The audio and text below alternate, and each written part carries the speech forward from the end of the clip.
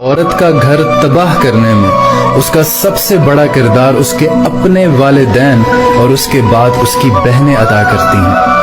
وہ کہتے ہیں نا، اگر کڑی دا وسنا اجڑ نہ ہو دی ماں دے ہاتھے چوندا۔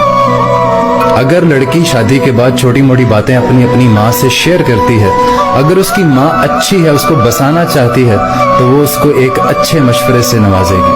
لیکن اگر اس کی ماں خراب ہے تو اس کو الٹا اس کے رسپانس میں کوئی ٹیکنیک یا کوئی ٹیکنالوجی بتائے گی جو بات طلاق تک پہنچا دے گی۔